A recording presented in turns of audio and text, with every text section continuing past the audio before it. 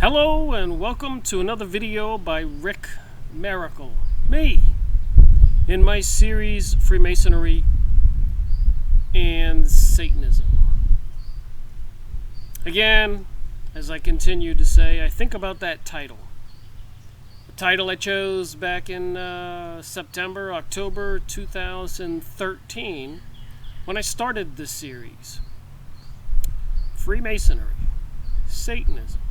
What do they have in common? Do they have anything in common? I think they do. And I think it also includes all the other mystery school secret societies and cults. I believe they are connected. According to the Theosophist Society, I guess they believe in something called duality.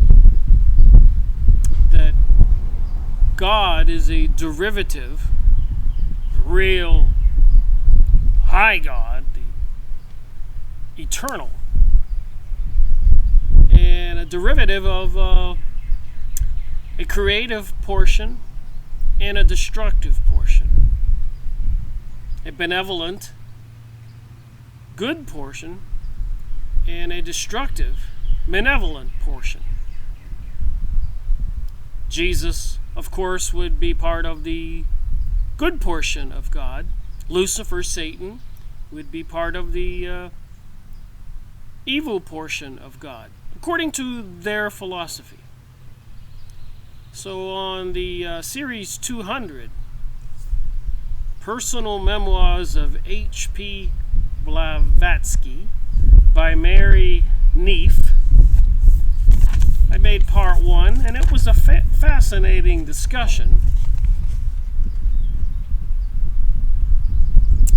There's Helena Blavatsky there, very interesting lady to say the least.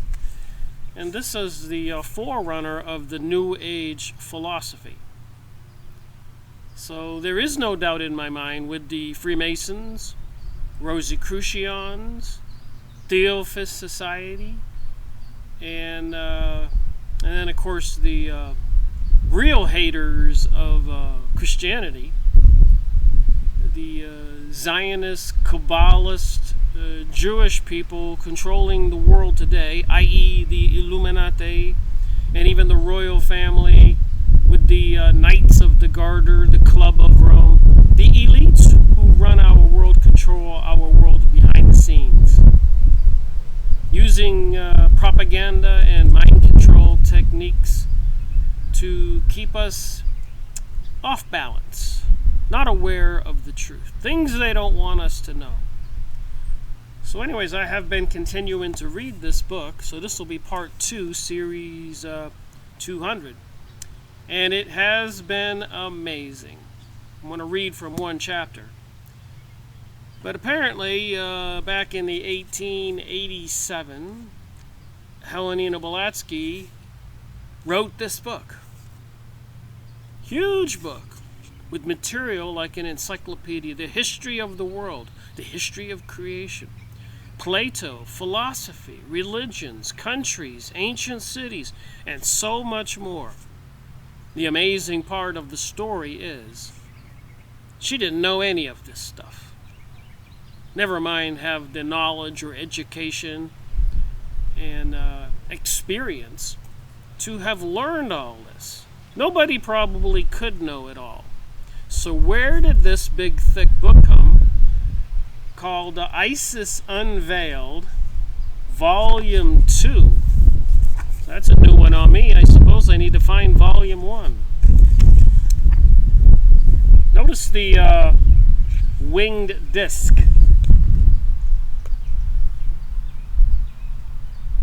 And there's Colonel Olcott, a lawyer, who became a partner assistant and a co-creator of the Theosophist Society. So this Theosophist Society, like I said, part of the New Age, and it's an anti-Christian, an anti-any other religious dogma, and they're trying to bring about a universal one world religion. And I believe that's part of the function of creating the global world order. So there are many factions, and maybe some of the factions are fighting each other. But because ISIS Unveiled was mentioned in Helena Blavatsky's Memoirs, and I found the material fascinating, what was being told, and her confession many times over, that the material for this ISIS Unveiled book did not come from her. She would be possessed by different entities, deceased humans or human beings living in India and other places in the world, the Himalayas and Tibet. And these live human beings could leave their body. They were adepts, initiates, gurus, yogis, whatever they are. They were called masters, and they could leave their body in India or elsewhere and appear face to face with Helena Blavatsky, Colonel Olcott, and many other witnesses.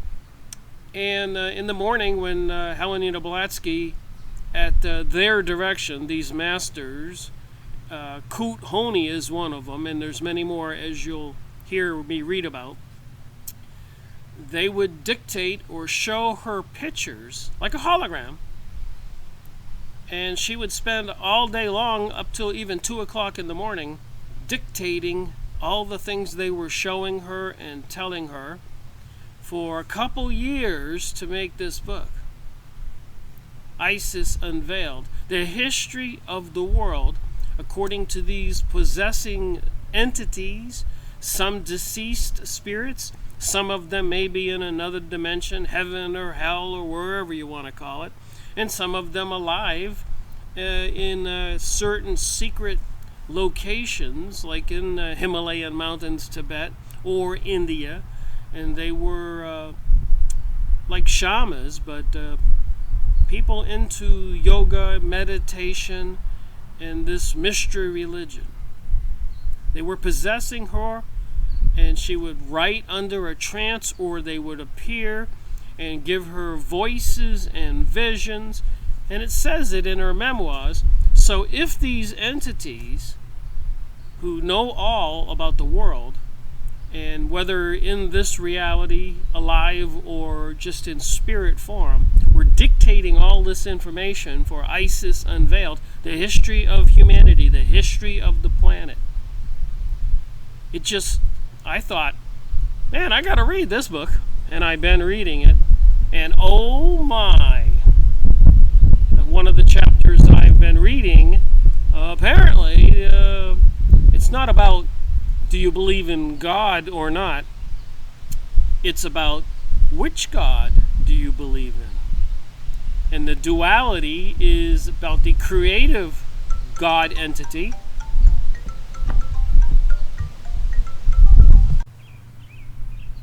well, there goes my phone again. Have to take care of my day job to pay the bills.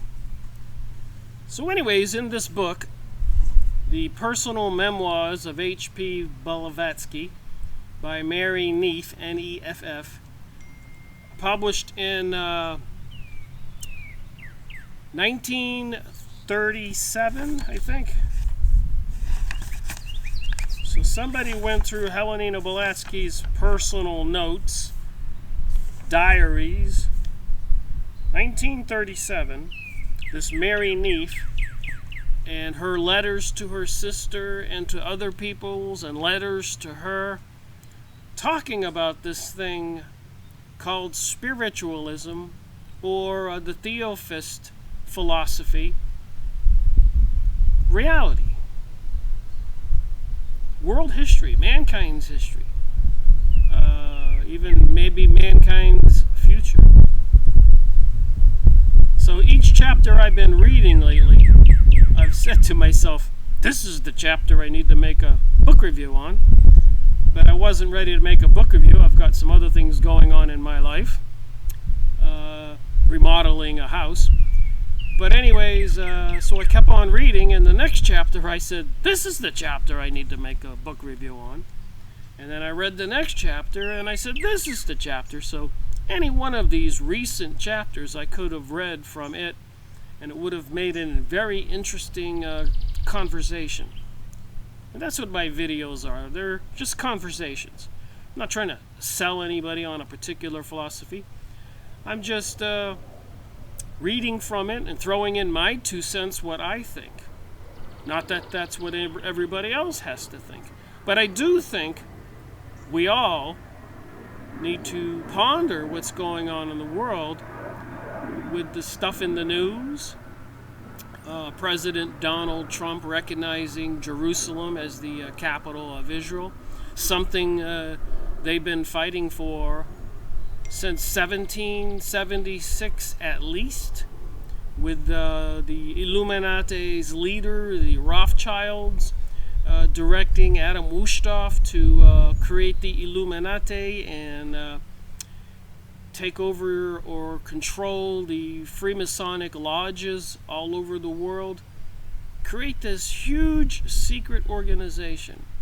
And apparently it's also the Illuminati, the Rothschilds, who were the ones behind the financing and the controlling of governments since 1776. Ironically, the same year that America declared independence from Britain. So there's a lot of dots connected here.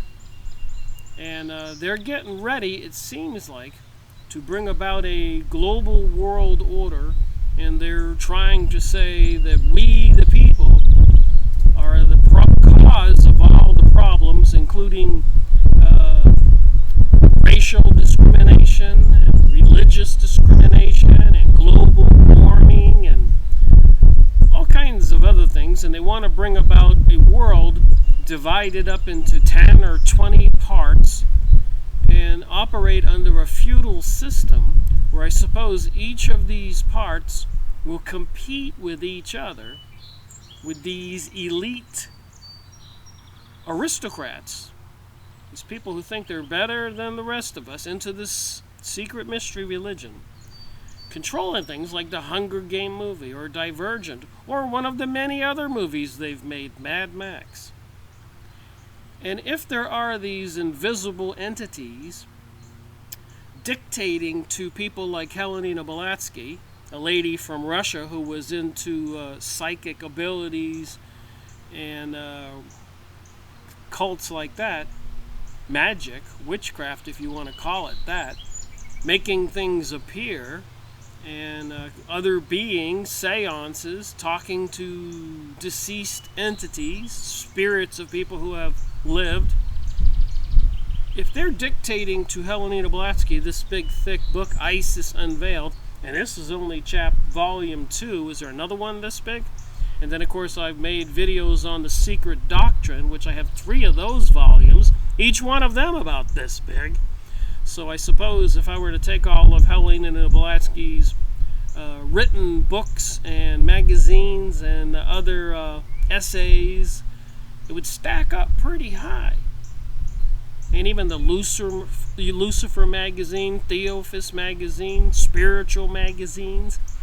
And if a lot of that material came from some invisible entities or people with remote viewing or remote communication, telepathy, leaving their body and appearing before Helena Blavatsky or Colonel Oakland, dictating all this stuff, the history of the world, it might behoove us to put that in the back of our minds when we're trying to figure out what's going on in the world today.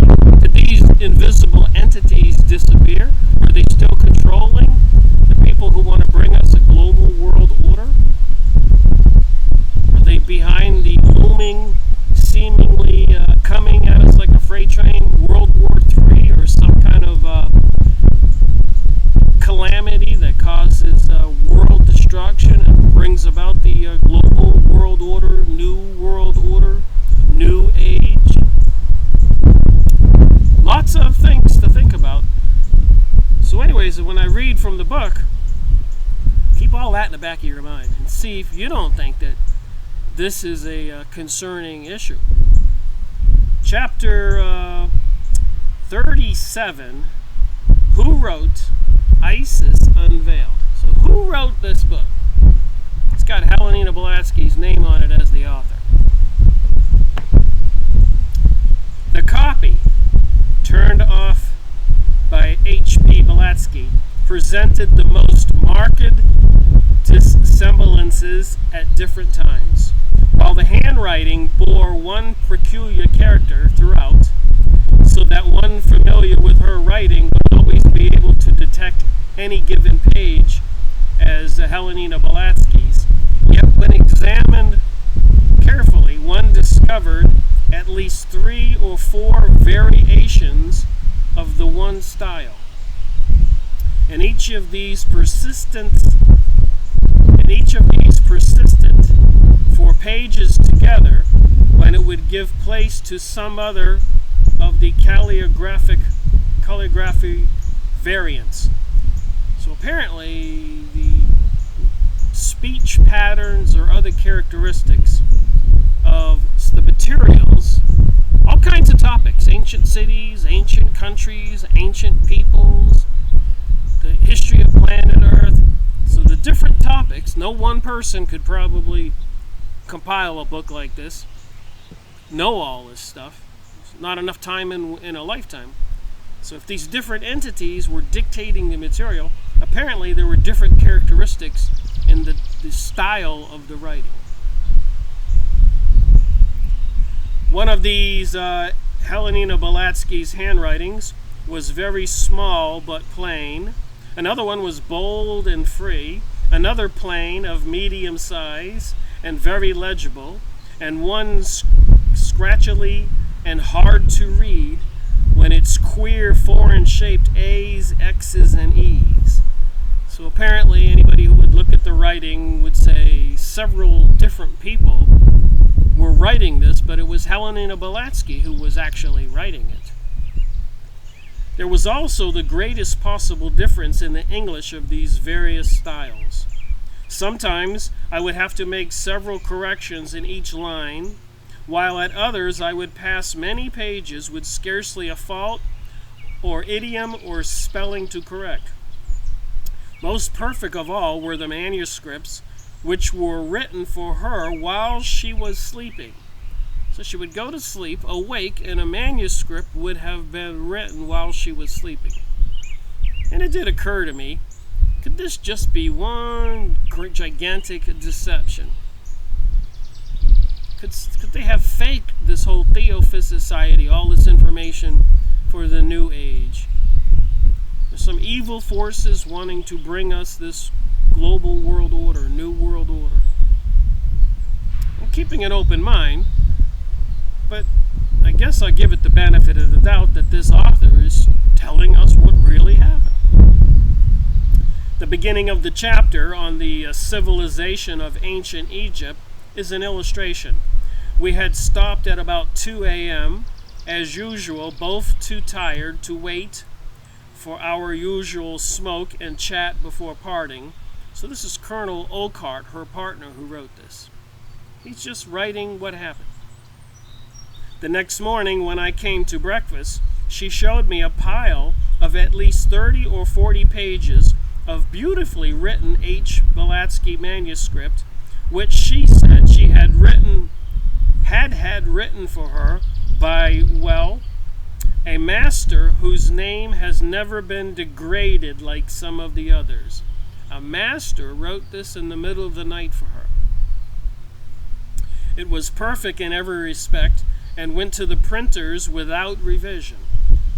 Now, it is a curious fact that each change in the H.P. Blavatsky manuscript would be preceded either by her leaving the room for a moment or two, or by her going off into a trance or abstracted state when her lifeless eyes would be looking beyond me into space, as it were, and returning to the normal waking state almost immediately. And there would be also a distinct change of personality, or rather personal peculiarities, in her gait, so the manner of the way she held her body or walked, vocal expressions, veracity of manner, and above all, in temper. So some of these entities acting through her would be very professional or very temperamental, different kinds of peculiarities, personal, like me. She can leave the room one person and return to it another person. Not another as to visible change in physical body, but another as to tricks of motion, speech, and manners. With different mental brightness, different views of things, different command of the English language, idiom, and different, very, very different command over her temper. Mr. Sennett says, how she could at the same time be philosopher enough to give up the world for the sake of this spiritual advancement, and yet be capable of going into frenzies of passion about trivial annoyances, was a profound mystery to us for a long while. Yet upon the theory that when her body was occupied by a sage, it would be forced to act with a sage's tranquility, and when not, the puzzle was solved. So the people observing her writing the material for these Isis Unveiled, this being one of 2 volumes, if maybe there's a volume 3, that she would turn into different personalities, and even she admits all this.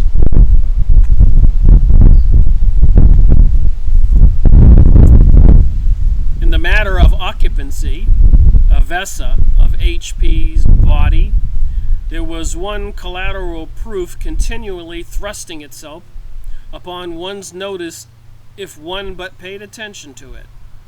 Let us say that Master A or Master B had been on guard an hour or more and had been working on Isis, alone and jointly with me, and was at a given moment saying something to me, or if a third parties were present to one of them, suddenly she or he stops speaking, rises and leaves the room, excusing herself for a moment on some pretext to strangers. So apparently when she was dictating through some being that was possessing her, if the being wanted to leave so that another being could take over her, she would say, excuse me for a moment, leave the room with one personality, re-enter the room as another personality. She presently returns, looks around, as if any new arrival would, upon entering a room where there was company, makes herself a fresh cigarette and says something which has not the least reference to what she had been talking about when she left the room. So when a new being possessed her, this new being didn't know what she was talking about when she left the room. Someone present, wishing to keep her to the point, asked her kindly to explain. She shows embarrassment and the inability to pick up the thread of the conversation, perhaps expresses an opinion flatly contradicting what she had just affirmed, and when taken to task, becomes vexed and says strong things, or when told that she had said so-and-so, appears to take an introspective glance and says, oh yes, excuse me. So when people call her on the fact that here's Helena Blavatsky saying one thing before she leaves the room, possessed by a particular being, coming back to the room being possessed by another being, which probably doesn't even know about the conversation they were having, or maybe this other being doesn't have the same opinion as it says here.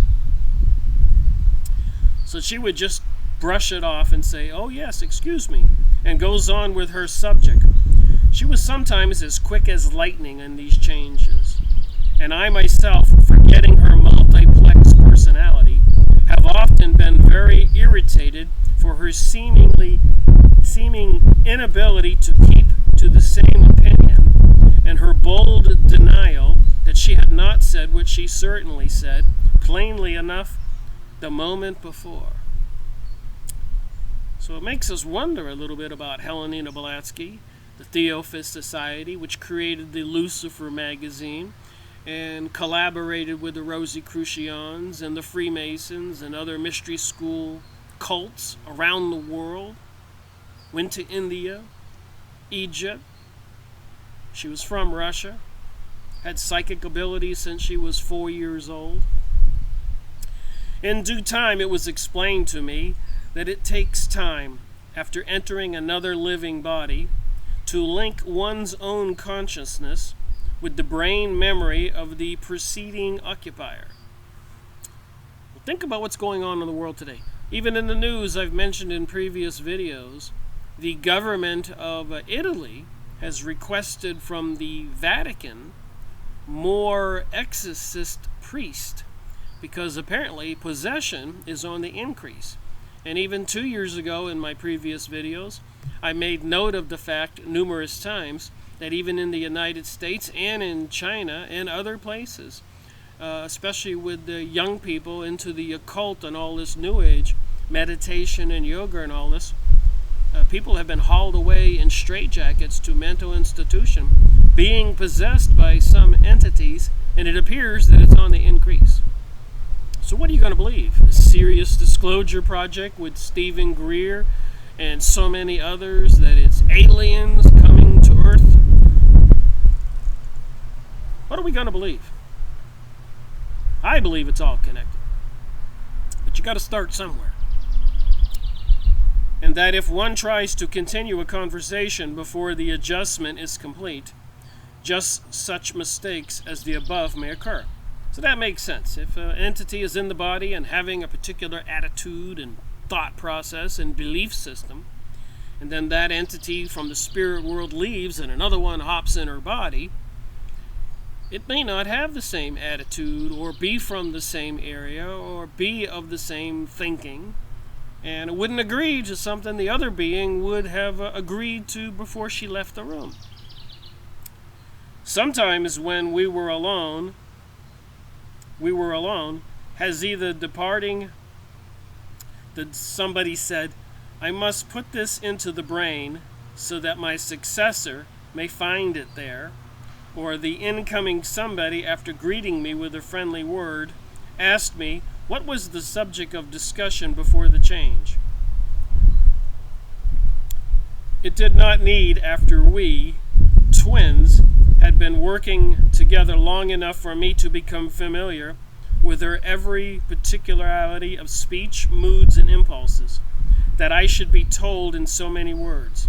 The change was as plain as day, and by, after she had been out of the room and returned, a brief study of her features and actions enabled me to say to myself, this is this being, or that being, or this being. So apparently the people continuing to possess Madame Blavatsky were some of the familiar characters or beings, and Colonel Oakart began to recognize them. And presently my suspicion was confirmed by what happened. When they knew that I could distinguish between them, so these beings began to notice that Colonel Oakart could distinguish between them when they possessed Helena Blavatsky, so as to even have invented a name for each by which Helena Blavatsky and I might designate them. In our conversation in their absence, they would frequently give me a grave bow or a friendly farewell nod when they were about to leave the room and give place to the next relief guard. So to write this book, or apparently volumes of Isis Unveiled, these beings from the spirit world behind the invisible reality, wherever, or living persons just in the Himalayan mountains in Tibet or Egypt or wherever these brotherhoods are, these people who could leave their body, apparently they were standing in line hour after hour, day after day, year after year, dictating this material so that these books could be written about the history of the world. And if that is true, and I have found it to be true, that this information is just fantastic, true or not. So what are these spiritual beings telling us? And they would sometimes talk to me of each other as friends do about third parties. So apparently these beings that possessed Helena Blavatsky knew the other beings and could talk about each other, by which means I came to know bits of their several personal histories. By an interesting coincidence, I had just read this passage when a certain circumstance flashed into my memory, and I turned over my old New York files of letters and memoranda until I found the following. So something reminded him of something in this conversation we're having here. It occurs in some notes I made at the time of a conversation between myself and one of the Mahatmas. So apparently there's this particular brotherhood called Mahatmas, a Hungarian by birth, who on that evening occupied H.P.'s body. He shades his eyes and turns down the gas in the standing burner on the table. So the being possessed Helena Blavatsky's body. He shades his eyes and he turns down the burner. And I asked him why. Says the light is a physical force. So there's some fascinating information when you do read these pages. Says that light is a physical force. And entering the eye of an unoccupied body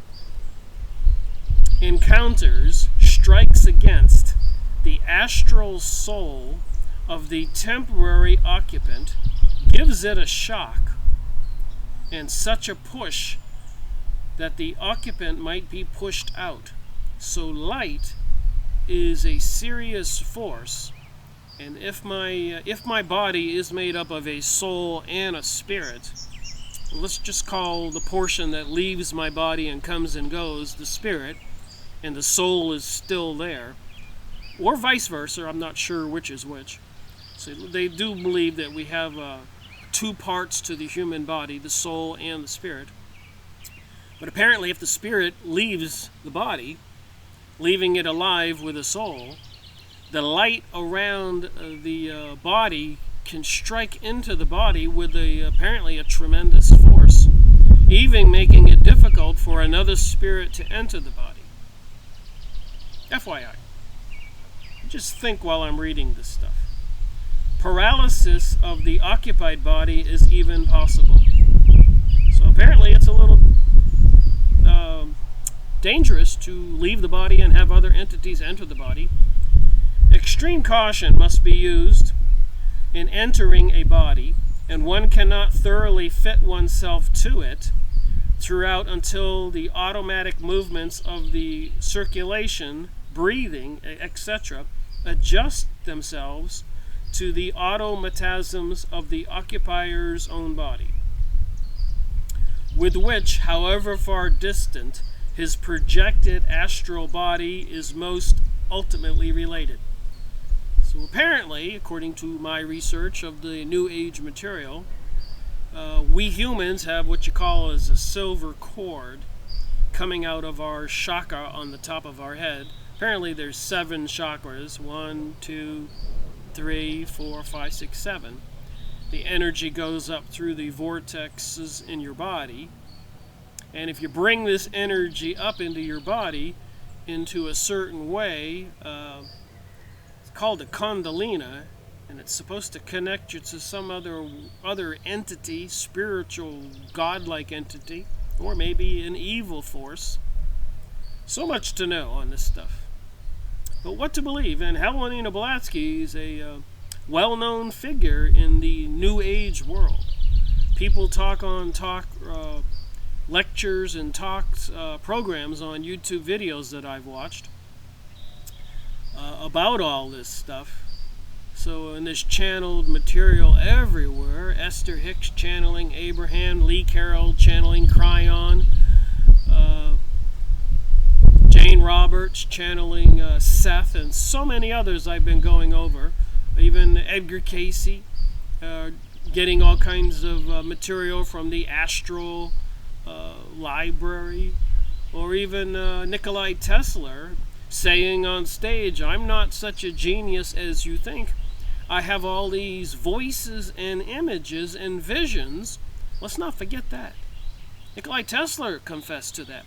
And when I began my research back in 2005, I'd only intended to use my engineering education, electronics, technology. I worked at a major aerospace company for 10 years. I thought it was time in my life to do what I'd always wanted to do and work on new inventions of alternate energy other than gas and oil and nuclear power. And when I started studying the biographies of ancient scientists, I shouldn't call them ancient, but some of them are, but historically famous scientists, I did find the common denominator that more or less they were all psychic as children, and generally speaking, their parents, 70-80%, were into the religious world, ministers working with the church, praying a lot, which would explain the communication with the spirit world, and that maybe 20-25% were had fallen or were struck in the head, which did something to their brain, which caused them to become psychic.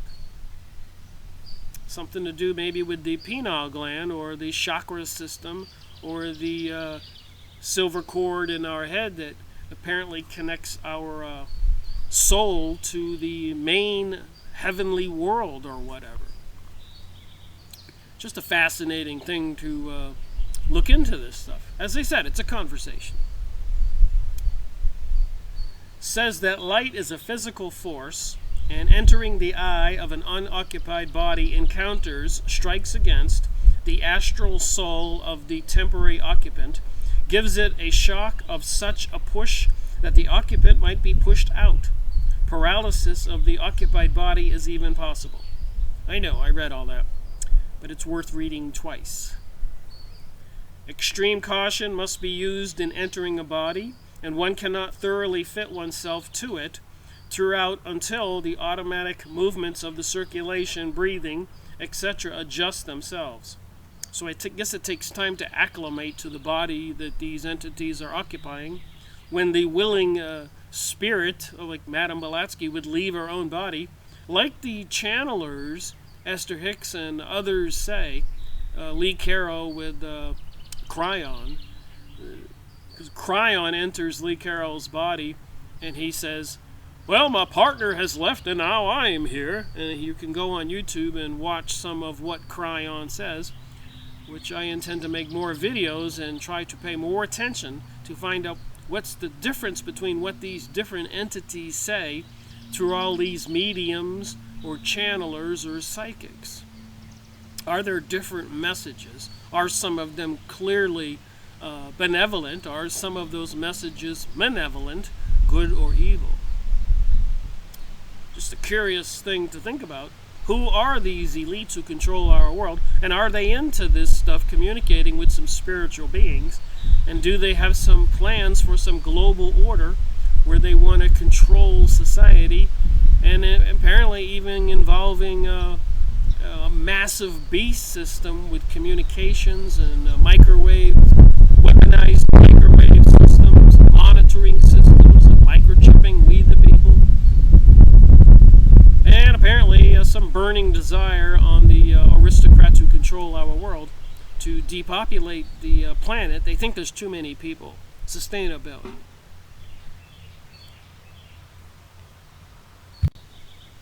So back to where I left off, where this one being entered the body and turned down the light. And Colonel Olcott says, I then lit a burner of the chandelier overhead, but the occupier at once held a newspaper so as to shade the crown of the head from the light. Surprised, I asked for an explanation and was told that it was even more dangerous to have a strong top light strike upon the crown of the head than to have light shine into the eyes. So that made me think about something else. Why are they dumping all the chemicals in the sky, creating this white powder, which they try to make us think looks like clouds, which obviously changes the light that we normally receive. In other words, the geoengineering is messing with Mother Nature. And I just wonder if it has any implications to what I'm reading here, that light enters the eyes and it has effects, and light also strikes the crown of the head, and this particular entity says it's even more dangerous to have a strong top light strike upon the crown of the head than to have light shine into the eyes.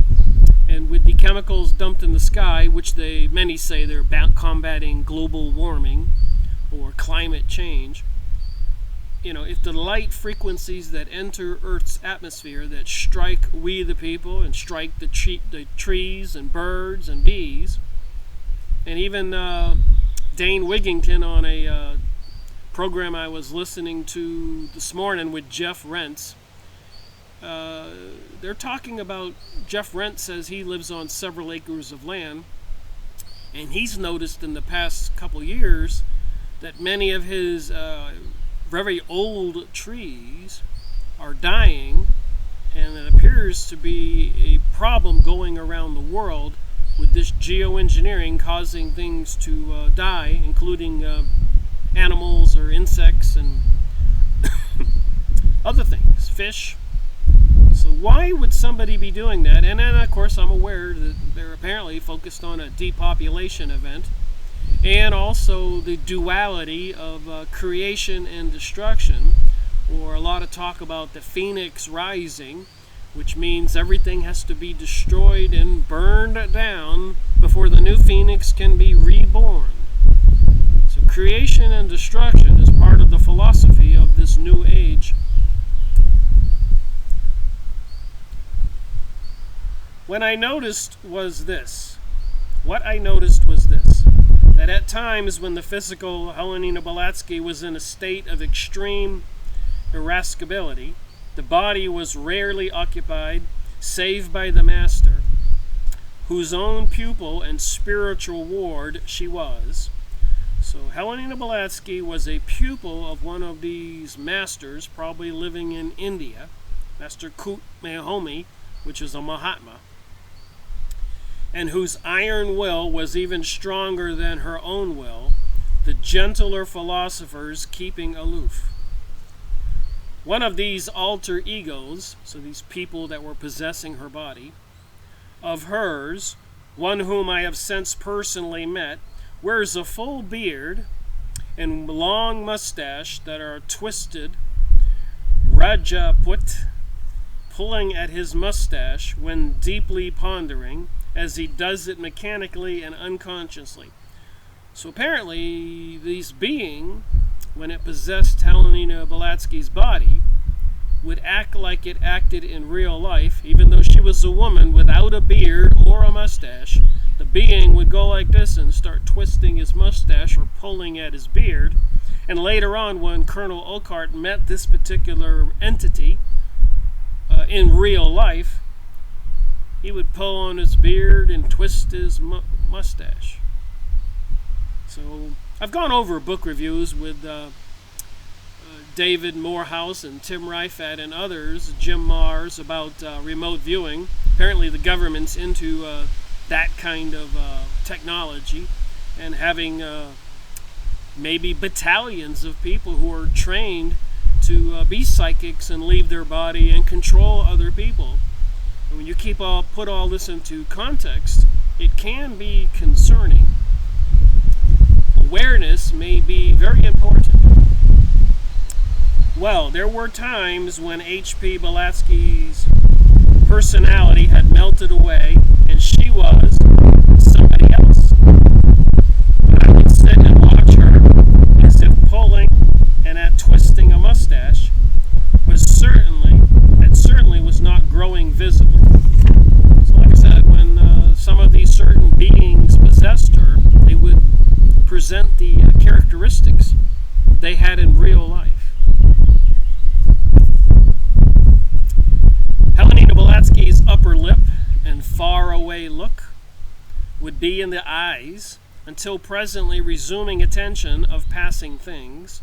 The mustached somebody would look up, catch me watching him, hasten hastily remove the hand from the face and go on with the work of writing.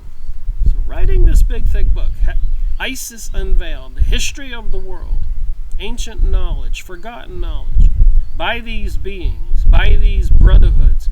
Some of these beings, spiritual beings, deceased spirits, or people remote viewing or remote traveling, astral traveling they call it.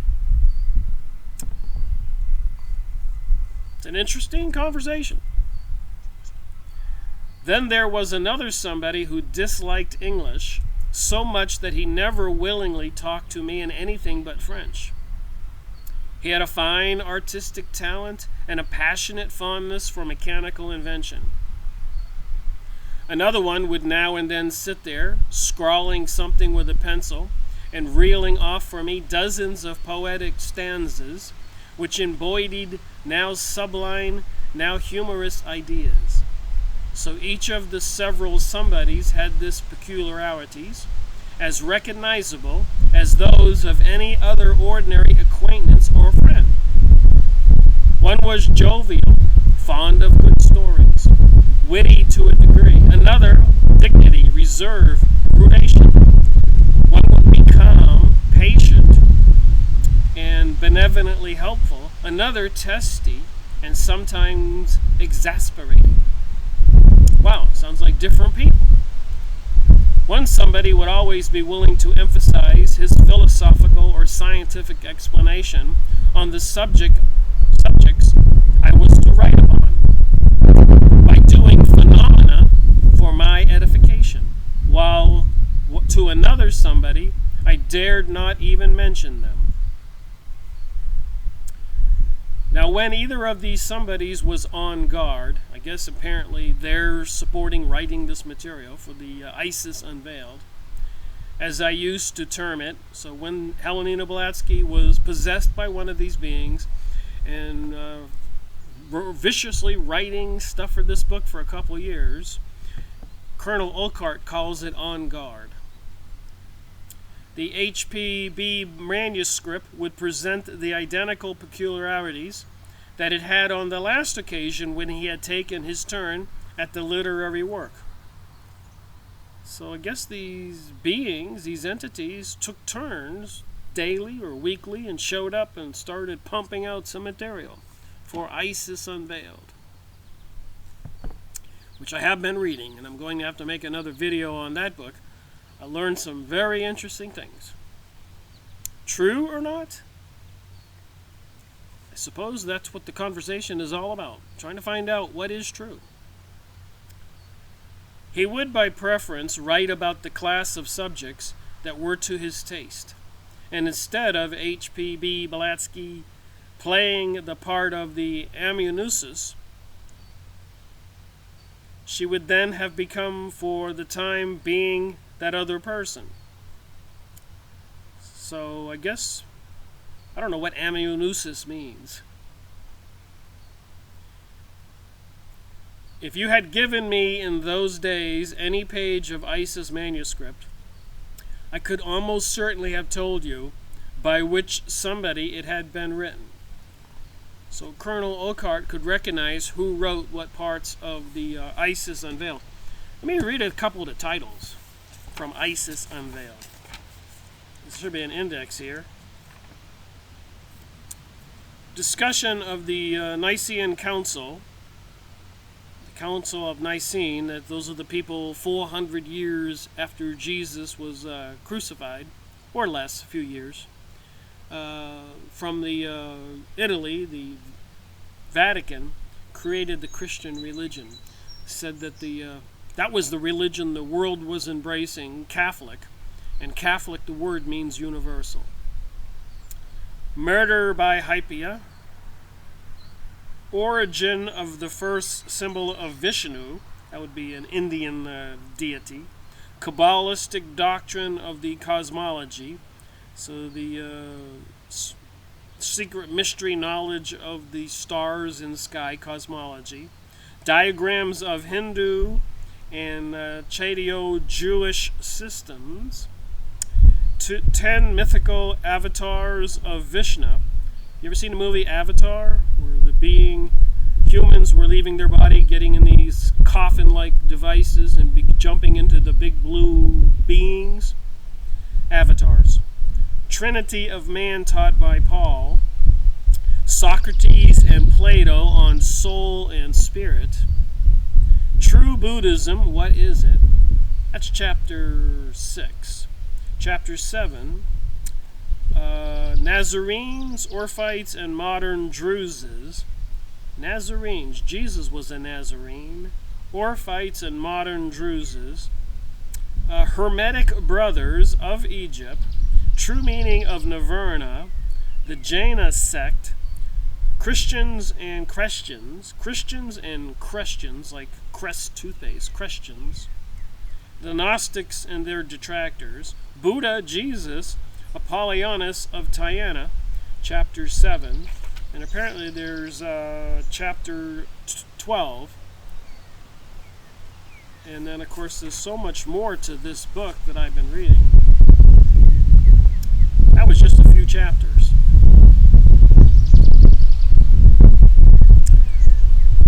Alright, see if I can remember where I left off here. I could almost certainly have told you by which somebody it had been written.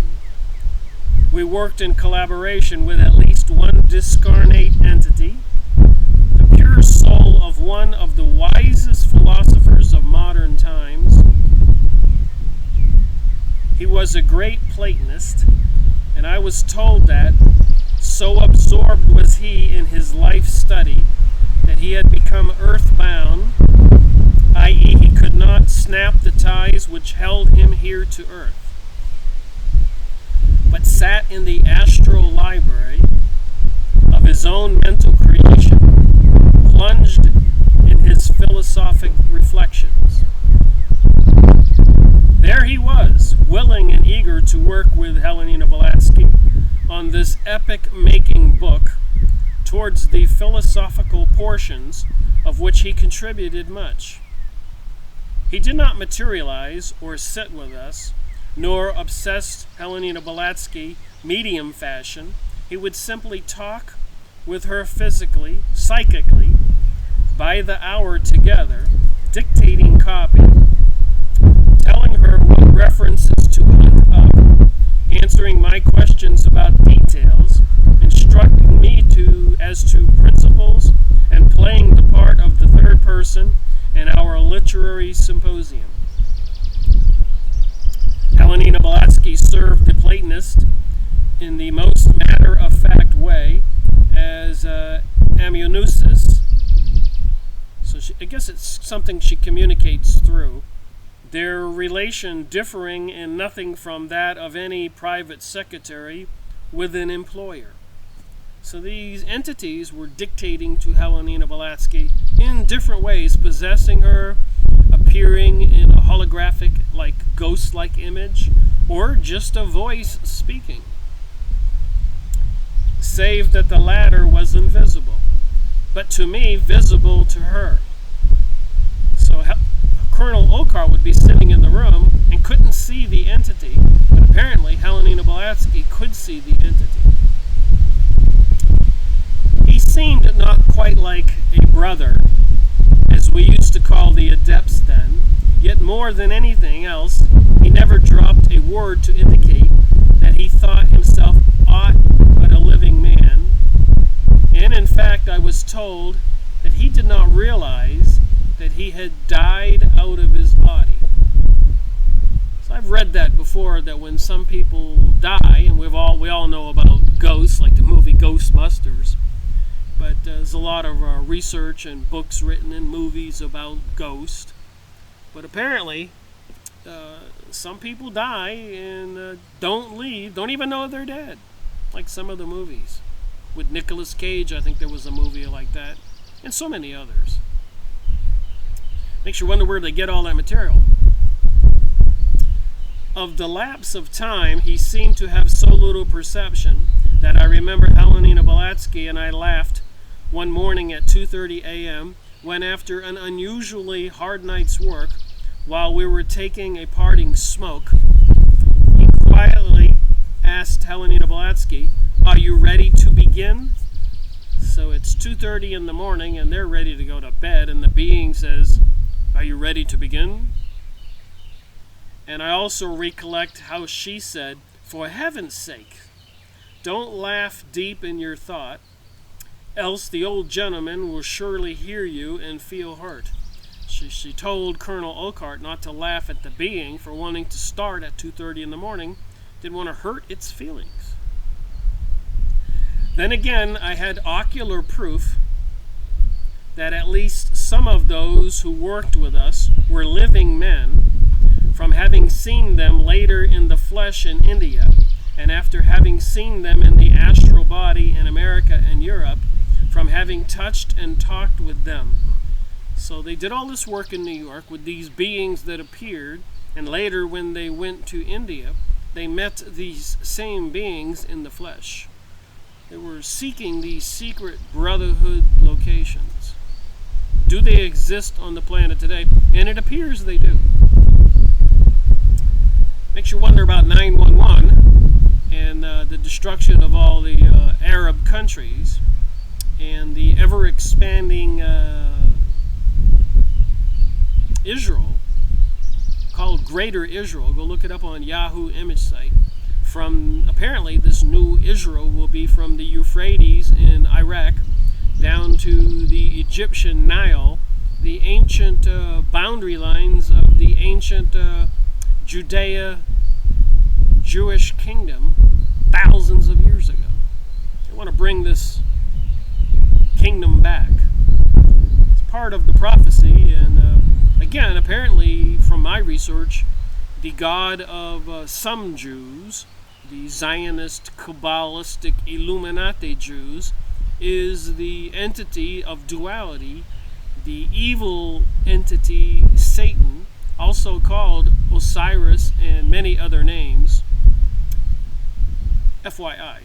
And of course, a lot of Jews are into the Orthodox religion, the ancient teaching of Moses, and believe that Jesus was the Messiah, and they are of the benevolent, good God.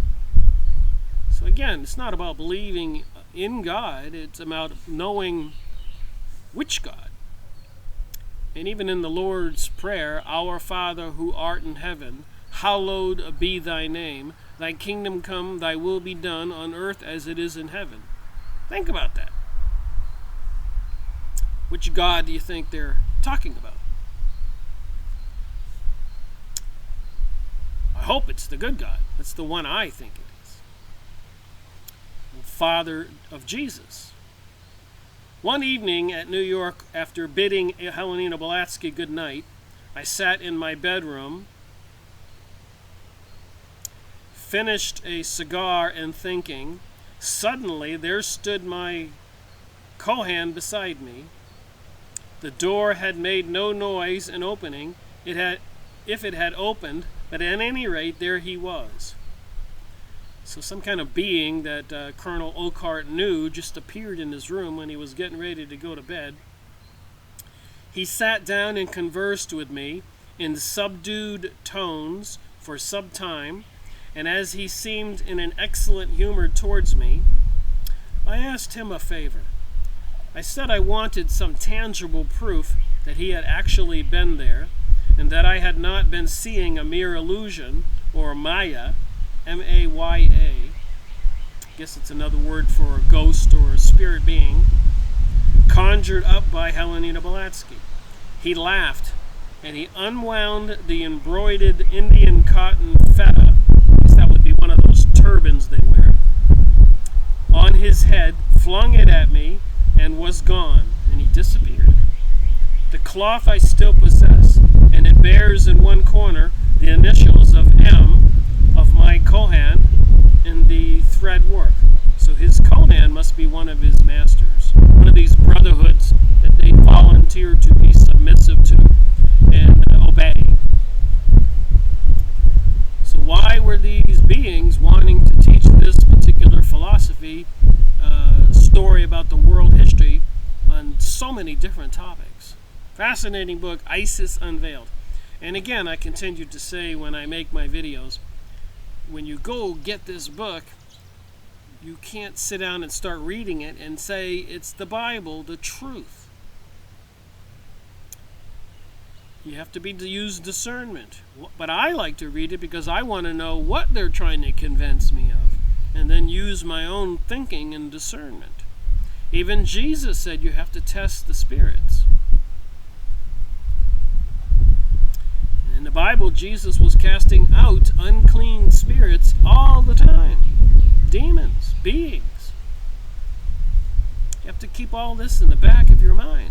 Just because these entities can possess somebody and give Nikola Tesla inventions like wireless technologies that 100 years later now they're using as weaponized technologies to help bring about a global world order, I asked myself, did they know that this was going to happen? Did they want this technology on Earth so that this would happen? Is that a fair thought? I mean, is Nikola Tesla's technology so fantastic that they're now going to use it for a world weapon against we the people? I would say that it would probably be better off if we never had it. Remember, the technology 100 years ago started to increase, and ever since it's gone off in a tangent curve. For better or for worse is the question. All right.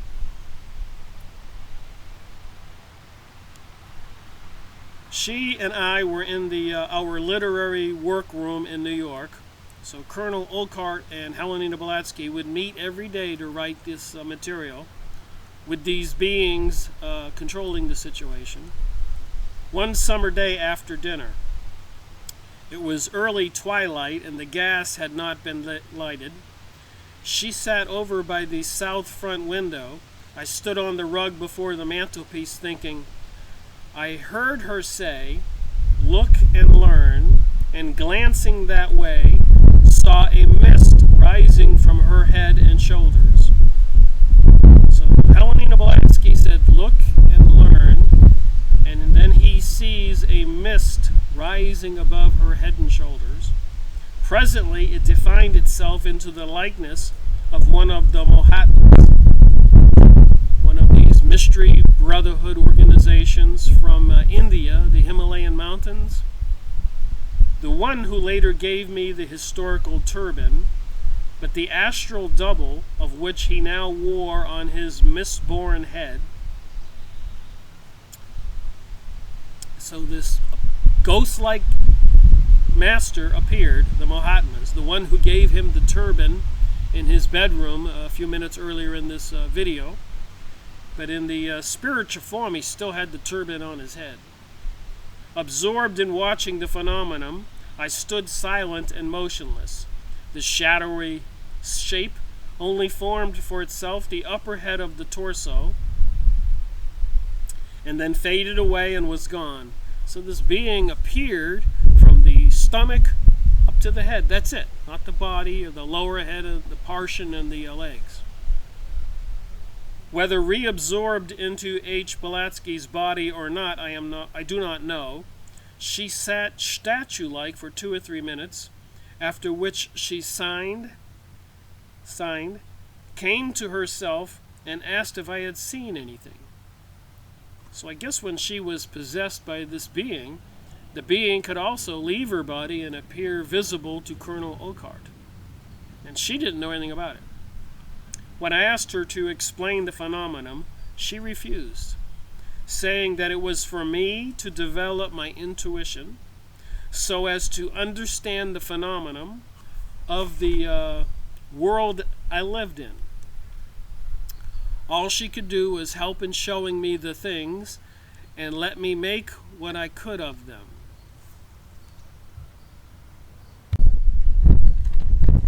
Thought I'd take a break and look at a list of the previous book reviews I've done over the past going on 5 years and see how they relate to this spiritualism, theophist, brotherhoods, cults, mystery religion, the Helena Blavatsky Theophist Society, New Age material. And the Illuminati, number 2 in Freemasonry and Satanism. The Illuminati, the cult that hijacked the world. So what is this Illuminati? The Mysterious Phenomena of the Human Psyche, Series 4. Remote Viewing, Tim Rifat, Series 6. The Bloodline of the Illuminati, Fritz Springmeier. And it seems the rituals they're into are like witchcraft, Series 9. Psychic Self-Defense, Dion Fortune, Series 14. So I've been, when I discovered a lot of the famous scientists and people were all psychic, it made me wonder about this secret organizations, Freemasons, Rosicrucians, Knights of Malta, Knights of Columbus, Zionism, Illuminati, witchcraft organizations, and all the occult symbolism.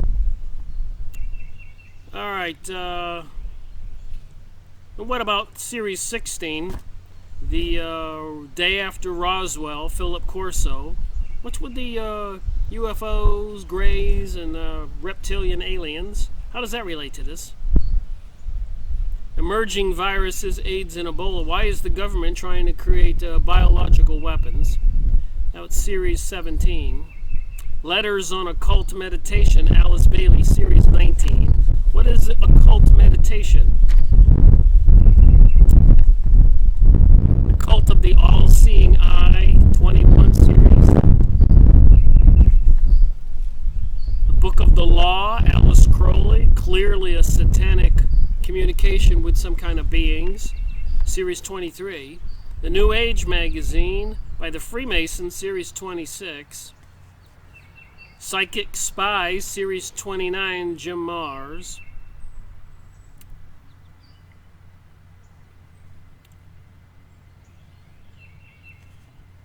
Psychic Research, James Hyslop, Series 34. Hidden Dangers of the Rainbow, Constance Coombe, Series 40. So what is this rainbow culture, transgenderism, and so much more? It's unbelievable what's going on with their teaching in the schools. It's all connected, in my opinion. Rabbi Marvin Antelman, Series 45, a couple 2-hour videos to eliminate the opaque, people's belief in God. Why are they trying to do that? The Facts of Psychic Science, Campbell Holmes, Series 50. 4 2-hour videos I made, Series 50. Flying Serpents and Dragons, Boulay, Series 57. The Palladian Keys to the Living Library, Barbara Marciniak.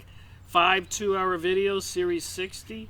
Who are they communicating? Barbara Marciniak, when she does her channeling and lectures, she goes, and here I see the pixies are here, the angels are here, the blues are here, the greens are here. Who is she talking to? All these channelers. Mind Reach, Psychic Ability, 3 2-hour videos, Harold Putoff, Series 63. The Ultimate World Order, the Jewish Utopia.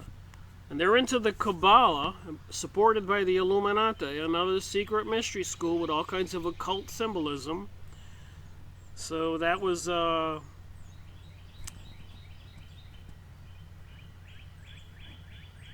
Ultimate World Order, Series 67. Bloody Zion, Series 69. So these organizations, I've got over 200 book reviews. Just looking for the ones that are occult-oriented.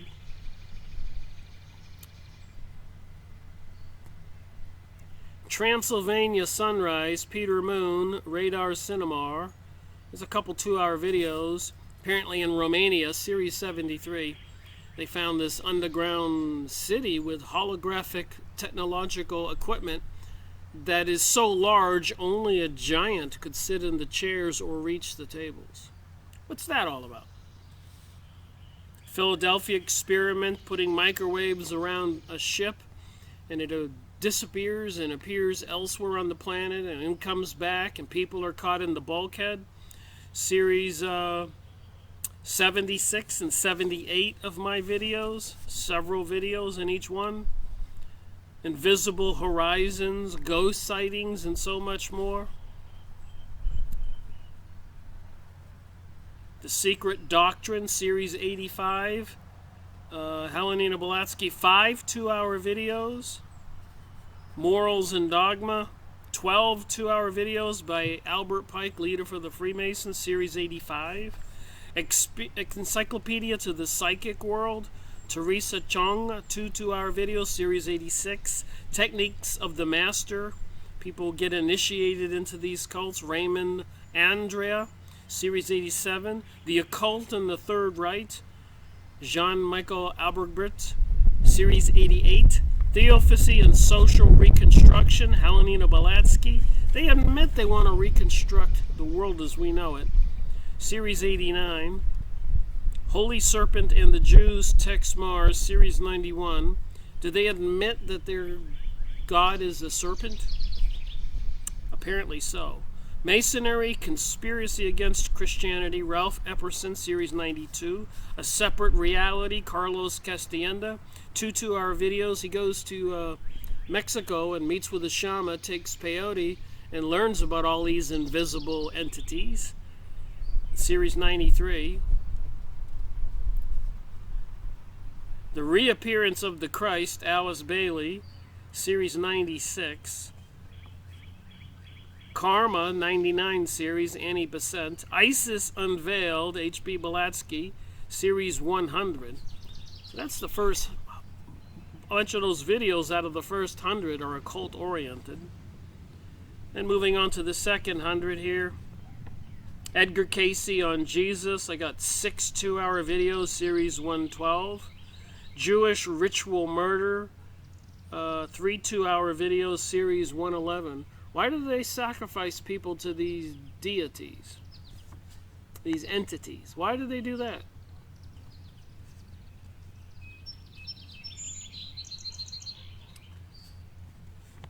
Major Trends in Jewish Mysticism, Gershom Scholem, 3 2-hour videos, Series 120. What is this Jewish mysticism, Kabbalah, where they were accused historically of being sorcerers, which are witchcraft? Messengers of Deception, UF Contact and Cults, Jacques Vallée, 2 2-hour videos, Series 121. The Raw Material by Ruckup McCarthy, Series 122. What is this raw material? Channeled material from some entities from the other side. What's related to Helena Blavatsky's memoirs in this video? Channeling Cryon, Series 123.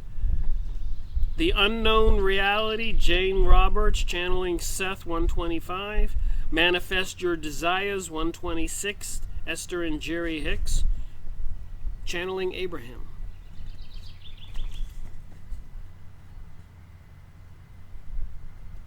The Beginner's Guide to Creating Reality, J.C. Knight, channeling Ramtha. Who are these entities they're channeling? A Beginner's Guide to Creating Reality, Series 132. Tuning in, 6 chance channelers, channeling Palladians and other beings, David Thomas, Matthew Klink, Series 132. The Voice of Hermes, 134. One more page. Just wanted to point out the related material with the video I'm making here on the Helena Blavatsky's memoirs. Mysticism, Evelyn Underhill, 135. The Uranta book, Michael, Jesus on Earth, 137. The Secret Science Behind Miracles, Max Freedom Long, talking about the Hawaiian kahunas, the mystics, the people into magic, controlling spiritual beings that can even kill people. Series 138. The Rosicrucian Philosophy, 140. The Secret Doctrine, Helena Blavatsky's book, with information from people, from entities from the other side, talks about pole shift, 142. Zeta Talk with Nancy Leader, pole shift, 143. So like I keep saying, this stuff is all connected. World Revolution, the plot against civilization, 148.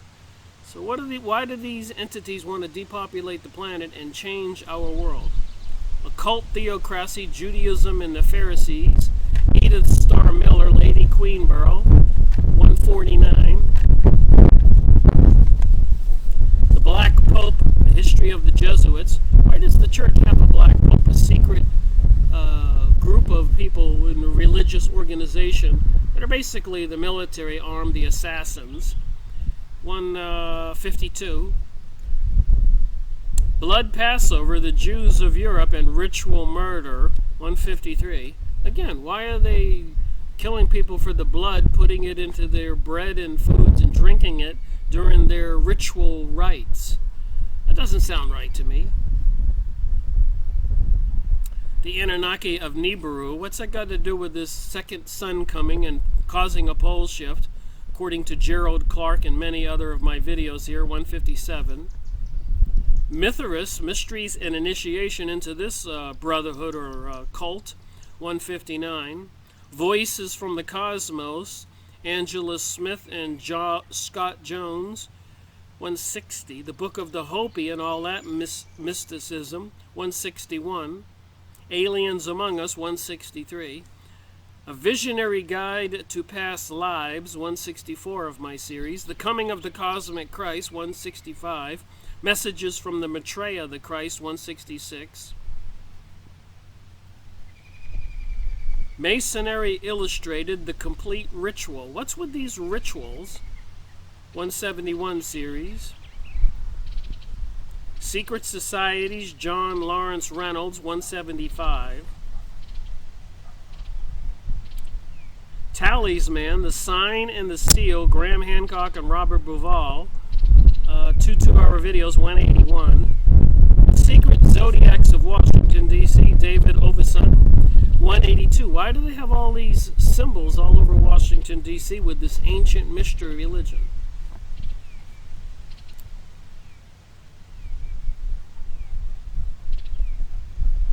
Jewish eugenics. Why are they interested in creating a new superhuman? Series 190, John Glad. Necromicon, Book of Dead Names, John D., 191. The Messiah, out of the Encyclopedia Judaica, 2006 edition, 194. Hostage to the Devil, Malachi Martin, 195. The Allies of Humanity, Marcel Van Summers. What are these beings? 199. And of course 200, The Personal Memoirs of H.P. Blavatsky. And I did make a video series 201, which was 2 2-hour videos on a synopsis of all my videos I made. So I'm just saying, reading this material I'm reading for this video, it's just fascinating how it corresponds to all these other book reviews. There seems to be something real. And I did series 72,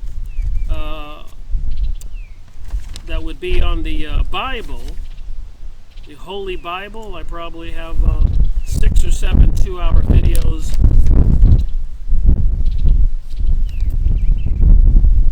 7 2-hour videos on the first 5 books of the Bible, 5 books of the Bible. So I'm going to continue reading the Bible and making more videos on those different books. So anyways, back to my review of chapter 37, I guess it was. Who Wrote ISIS? Chapter 37. Who Wrote ISIS Unveiled? And Colonel Oakart is continuing his discussion. All she could do was to help in showing me things and let me make what I could out of them. So apparently she went into a trance and this Mahatma being appeared from the stomach up, just the upper torso. Can anyone understand my feelings upon discovering on a certain evening that I had suspiciously greeted a staid philosopher with a hilarious levity that quite upset his usual calm? So sometimes these beings would get upset if you weren't treating them properly.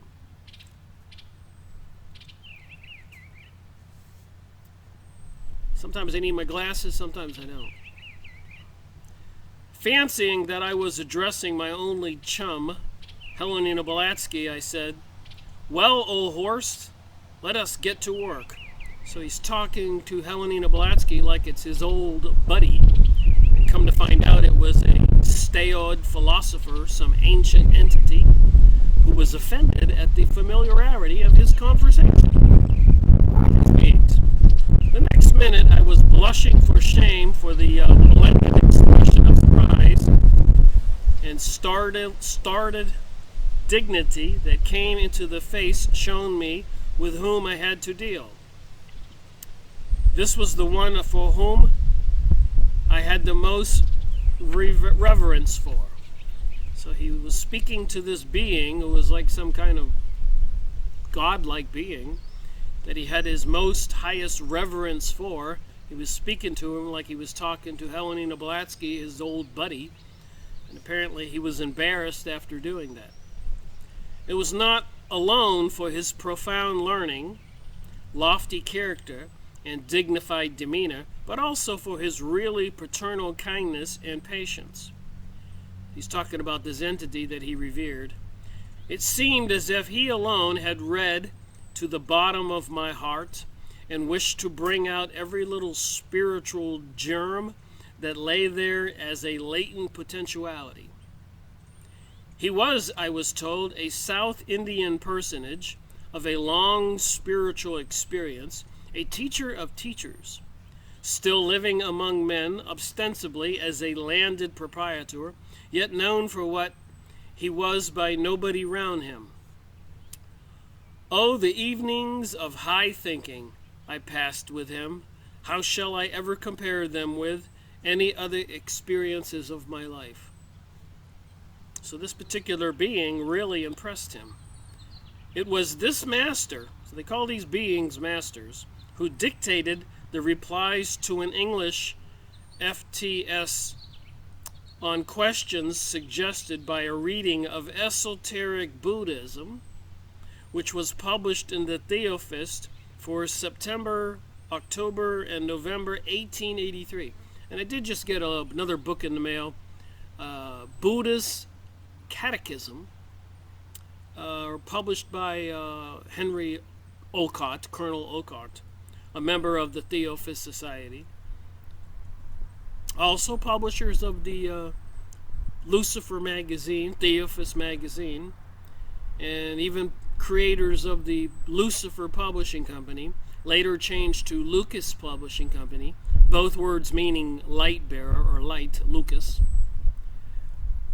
It was at Octomund, at the house of Major General Morgan, when, shivering with the cold and her lower limbs swaddled in rugs, she sat writing them. That would be the book about esoteric Buddhism. One morning, I was in her room reading a book when she turned her head and said, "I'll be hanged if I ever heard of Ipajans. Did you ever read of such a tribe, Olcott?" Helena Blavatsky asked. I said I had not.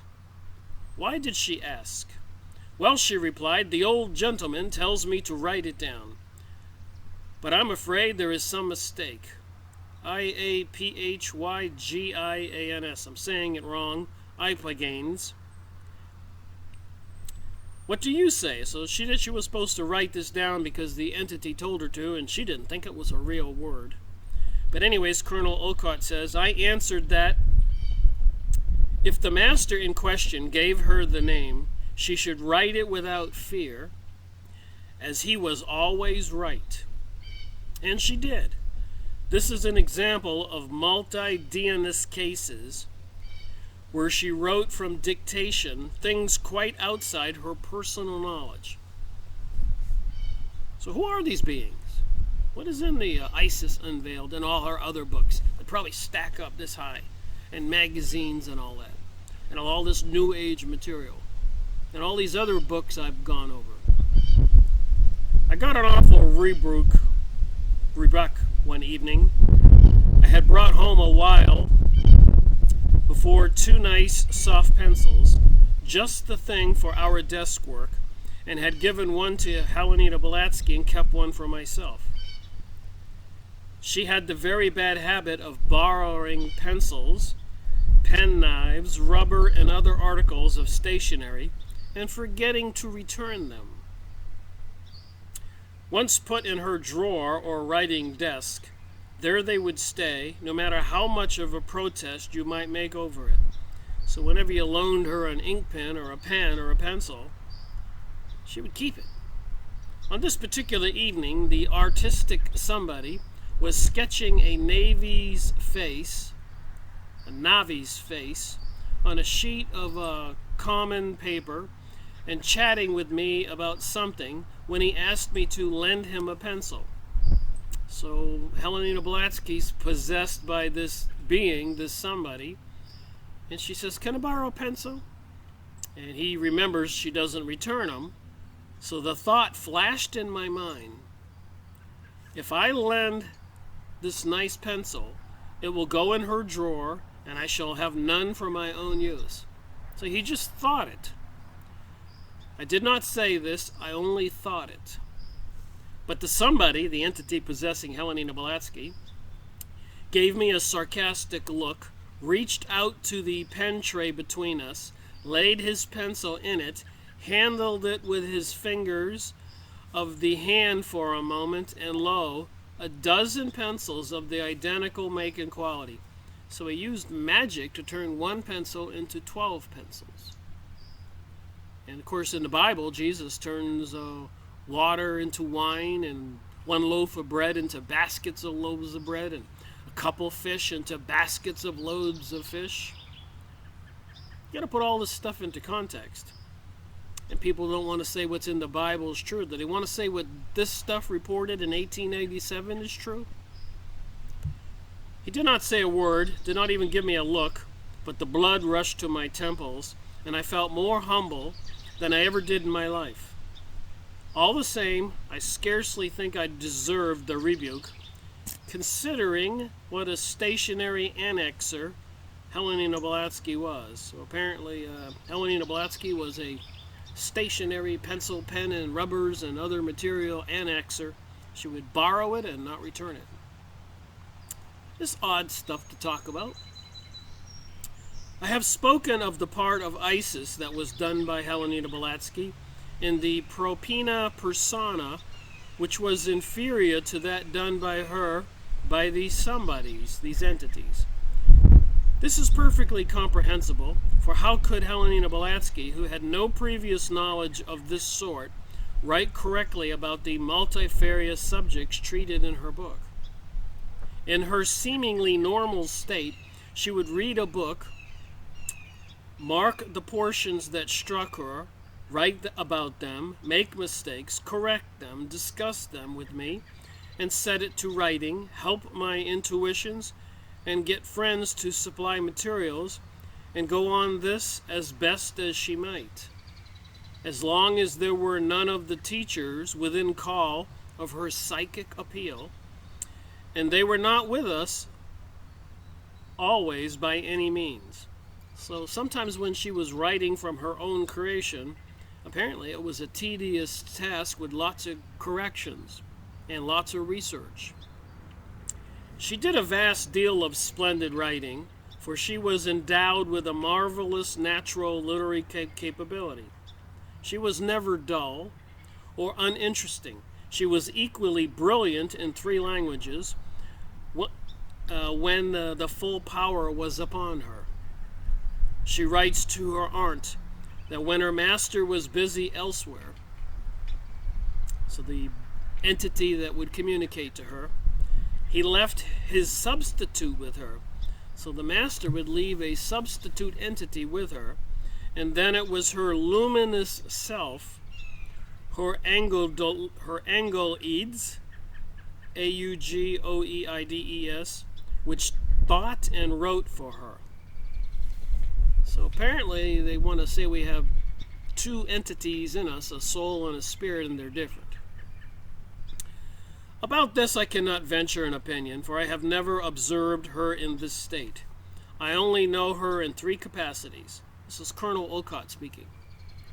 Her proper Helena Blavatsky self, with her body possessed or overshadowed by the masters. That's number 2. And as an amanuensis, taking down from dictation. So sometimes she's just communicating with some voices she hears or some vision where she's not actually possessed, the being she can see. So there's 3 characters that he knows about Helena Blavatsky as her friend and partner. One is herself, one is being possessed, and one is communicating with some beings like a psychic. It may be that her angioids, taking possession of her physical brain, gave me the impression that it was one of the masters that was at work, Colonel Olcott says. He also says, I cannot say.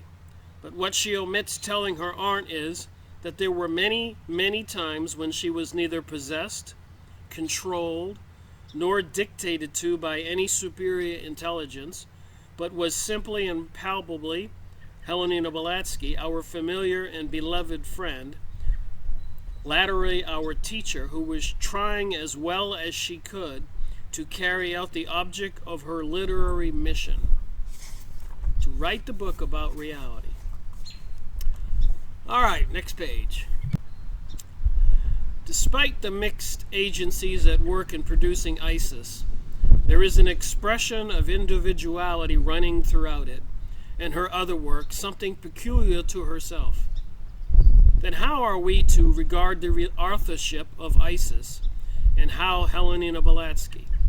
As to the former, it is unquestionably a collaborated work, the product of several distinct writers, and not that of Helena Blavatsky alone. The question is highly complex, and the exact truth will never be known as to the share which each of the participants had in it. The personality of Helena Blavatsky was the mold in which all the matter was cast, and which therefore controlled its form, coloring, expression, so to say, by its own idiosyncrasies, mental as well as physical. For just as the successive occupiers of the H. Blavatsky's body only modified its habitual handwriting, so the successive occupiers of Helena Blavatsky's body only modified its habitual handwriting and did not write their own, so in using the Helena Blavatsky brain, they were forced to allow it to color their thoughts and arrange their words after a fixed fashion peculiar to it. So some of the beings that possessed her had to work through her, and you can see some of her in the writings. My best explanation. Like as the daylight passing through cathedral windows becomes colored by the tints of the stained glass, so the thoughts transmitted by them through Helena Blavatsky's brain would have to be modified into literary style and habits of expression to which it had been by her developed.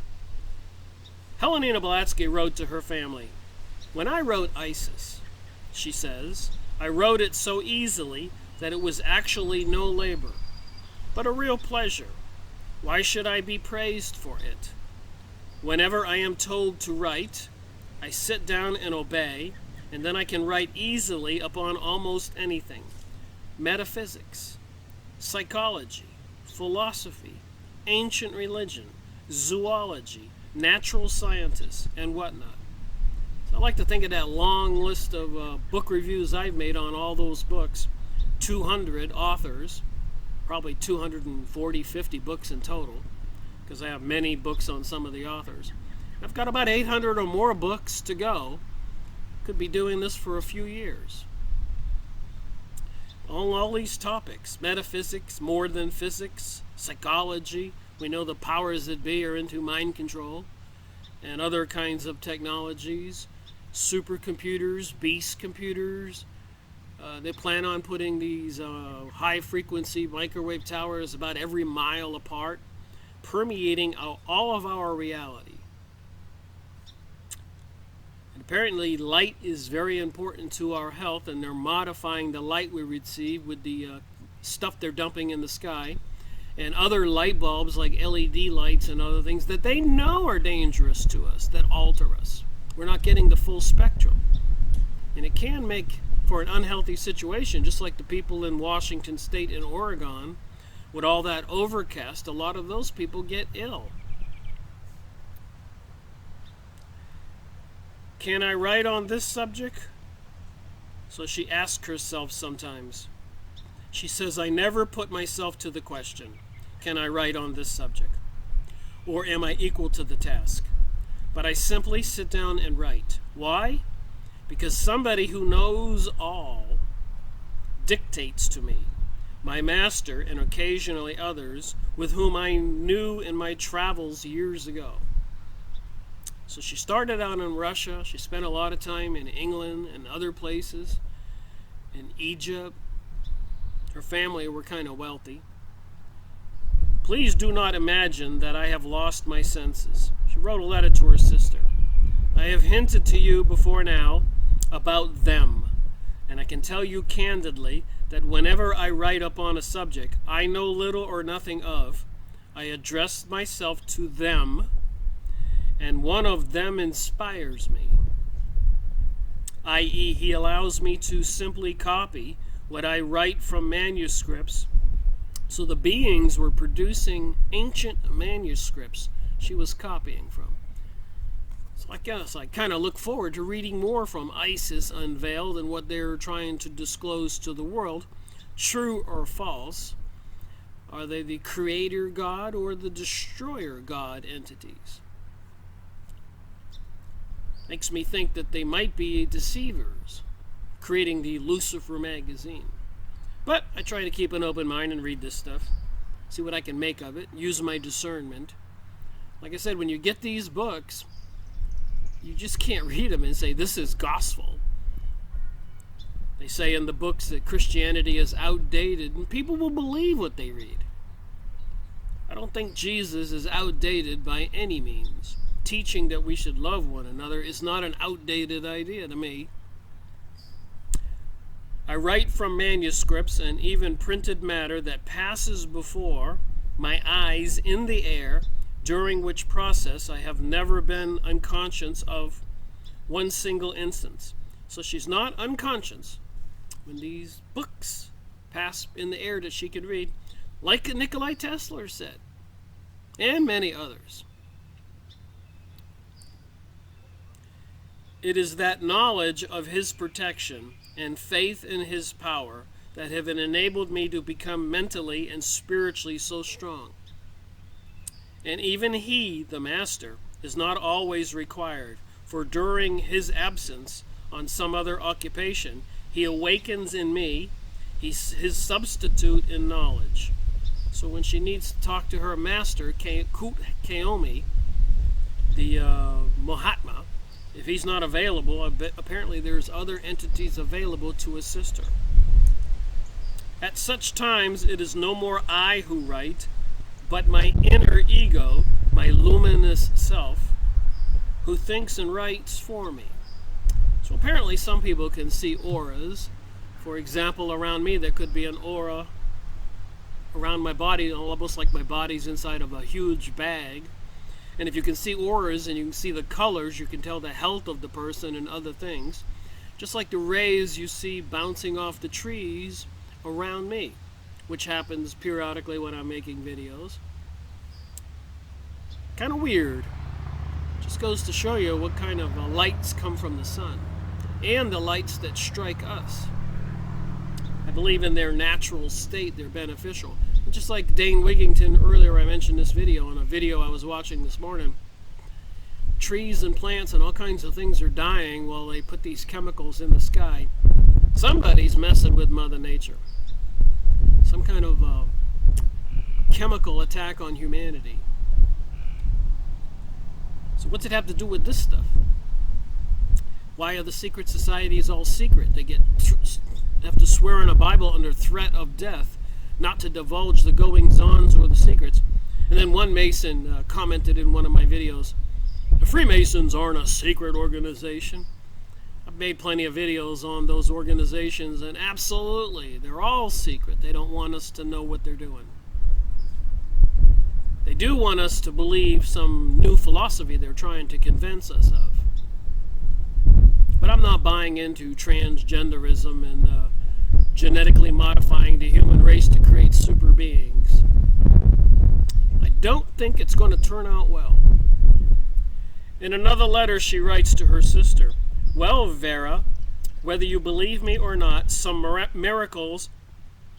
miraculous is happening to me. You cannot imagine in what a charmed world of pictures and visions I live. I am writing Isis, not writing, rather copying out and drawing what she personally shows to me." So Isis, she personally shows to me. And then, of course, we have the ISIS in the Middle East, which is supposed to be a threat. And the Al-Qaeda, created by the CIA to combat the Russians, they're saying is a threat. The ones they say is involved in 9/11. Created by the Pentagon, U.S. government, and obviously the other forces that control America, like Prime Minister Sharon of Israel said, "Don't worry about America, we control America, and America knows it." So what are they into if they're into the Illuminati and the Kabbalah and all these secret cults and lodges and temples? Look at a Freemasonic lodge downtown. It says temple on it. It's got the eagle with the 2 heads and all the other symbols. And the cornerstone of the building, a big gigantic stone, has 2 dates. The Jewish calendar date and the common calendar date, the date since Jesus' birth. Now that's important. I don't believe in Jesus, some people say. I go look at the calendar. 2018. Why is it 2018? When's that from? That's from Jesus' birth. Why did they do that? Back to the book. So why do they have the 2 calendars on the Freemasonic lodges and other buildings? That might be an important thing to wonder about. Upon my word, sometimes it seems to me that the ancient goddess of beauty in person leads me through all the countries and past centuries which I have to describe. Now remember, Isis was married to Osiris, who was cut up into 16 or 17 pieces by his brother Set and dispersed around the world. Isis frantically searched the world to find her husband, her brother, pieces, and she found them all except one, the penis, and that's the phallic symbol for the obelisk in our downtown city squares all over the world, in front of the Vatican and in front of the Congress building, the George Washington Monument. And of course, Isis and Osiris had a son, Horus, represented by the all-seeing eye on the back of the $1 bill.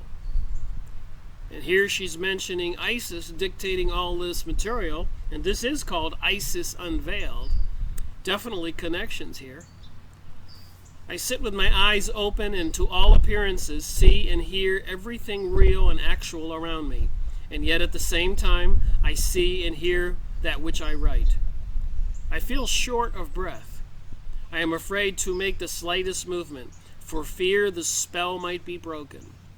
Slowly, century after century, image after image float out at a distance and pass before me, as if in some kind of magic panorama. So it's almost like a holographic TV showing the history of planet Earth.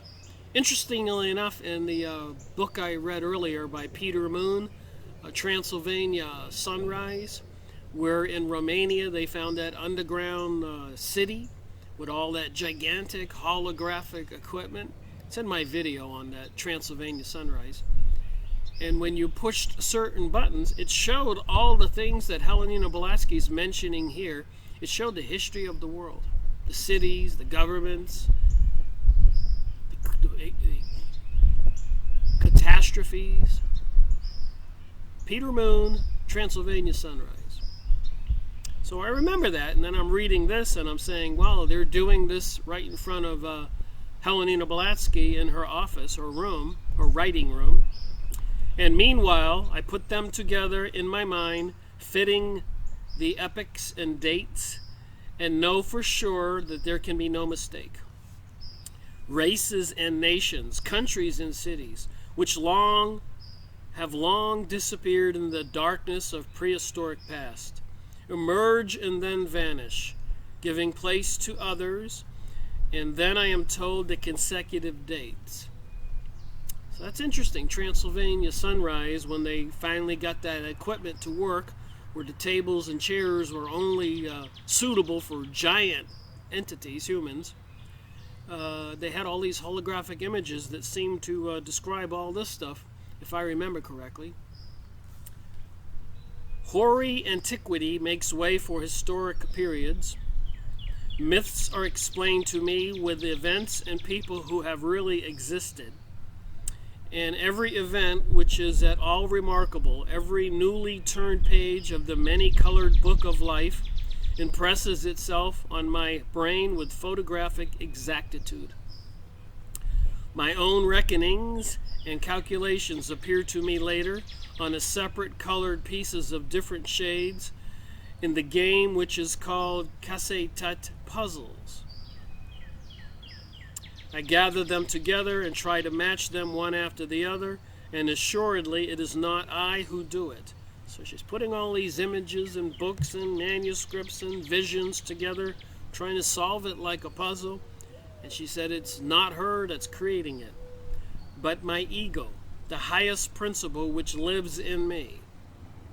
There we go. Even people apparently who accept Jesus as their Savior get connected to that spiritual entity. And I suspect also the witchcraft people who practice witchcraft and all those rituals will connect to those entities, whether creator or destroyer. And that's me saying that. I'm rationalizing what I'm reading here. And even this with the help of my guru and teacher who helps me in everything.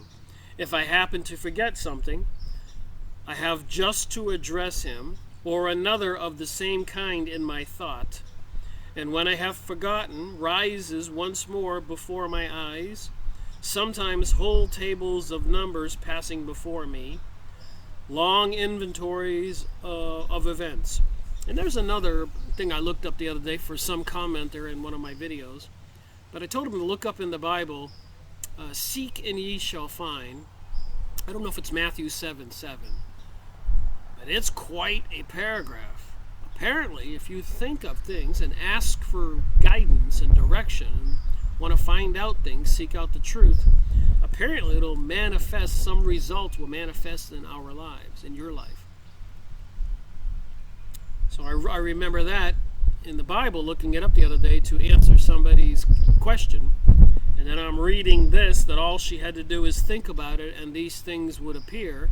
And seek and ye shall find in the Bible, that whole paragraph, 7:7, is quite interesting. Ask and ye shall receive. Seek and ye shall find. Read the whole paragraph.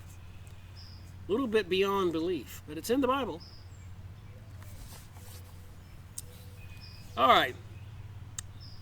Sometimes whole tables passing before me, long inventories of events, they remember everything. They know everything. Without them, who are them? From whence could I gather my knowledge? Master Kut Homi wrote to Mr. Sennett in 1882. It was H.B. Blavatsky who acted under the orders of Atraya, A-T-R-Y-A, one of whom you do not know, so another being, Atraya, was the first to explain in the Spiritualist magazine the difference between the psyche and the news and the refesh and the ranch, the soul and the spirit. So that would be interesting to read. What's the difference between the soul and the spirit?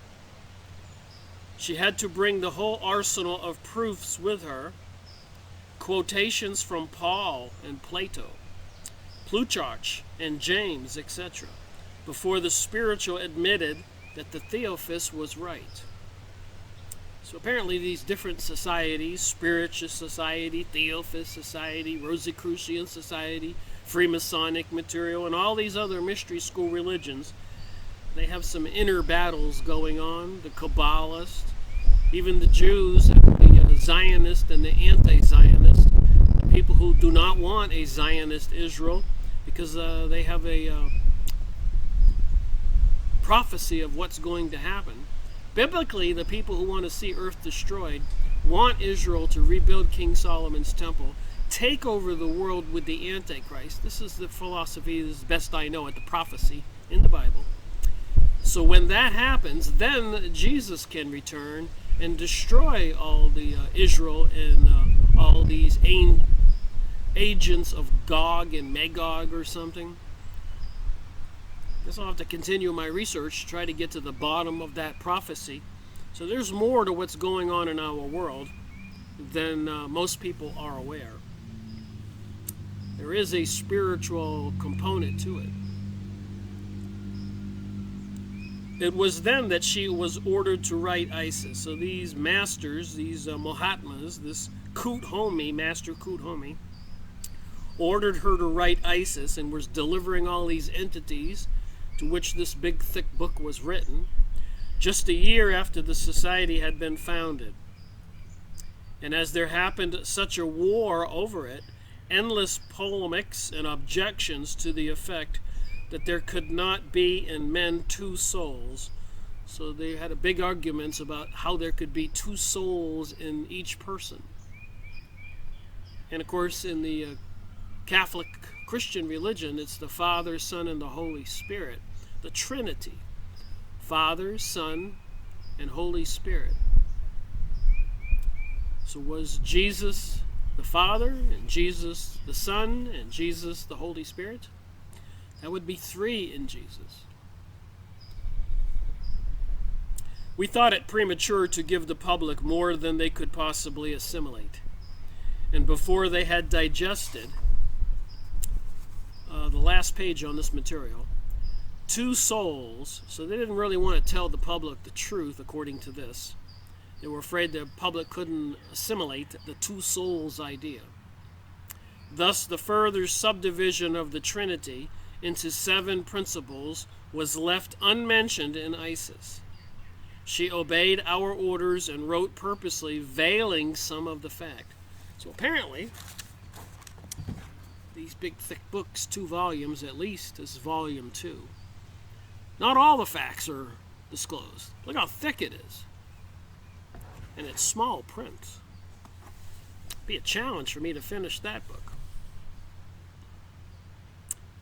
Colonel Olcott says, upon its appearance, Isis made such a sensation. This is 1887. These are the things that were going on back then. That the first edition was exhausted in 10 days. So people bought up the first edition of these in 10 days. The critics of the whole dealt kindly with it. The truest thing said about it was the expression of an American author that it is a book with a revolution in it. Did you hear me? Back then, 1886, 1887, a famous journalist. There goes my phone again. Gotta do my day job. All right, last portion of this chapter. Colonel Olcott says, upon its appearance, Isis made such a sensation that the first edition was exhausted within 10 days. I read that. And a journalist about the book said, a book with a revolution in it. And that's what a lot of people are seeing right now with this New Age philosophy and the propaganda and destructive information about Christianity, transgenderism, and all kinds of other things. A world revolution, a new world order. As to her command of English at the time, H.P. Blavatsky wrote to Colonel Olcott on January 6, 1886, when I arrived in America, I could hardly speak English, or could write it at all. It is a fact, as you know. Isis is the first work, with the exception of a few articles collected by you and others, that I ever wrote in English in my life. Wow. This big, thick encyclopedia type book with the history of the world, all kinds of knowledge, according to them, that I'm advocating it's all true. learned to write English with him. So she's possessed by this Mahatma entity, Kut Heoni, from the Kashmir. That's over there by the Himalayan mountains. A very spiritually occult, unique area.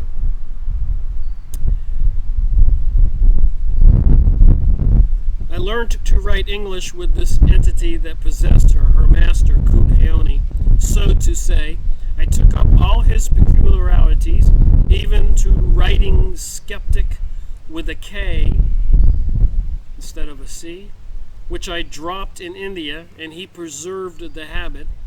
What wonder, then, that similarity is found between the style of Isis and the letters to Senate.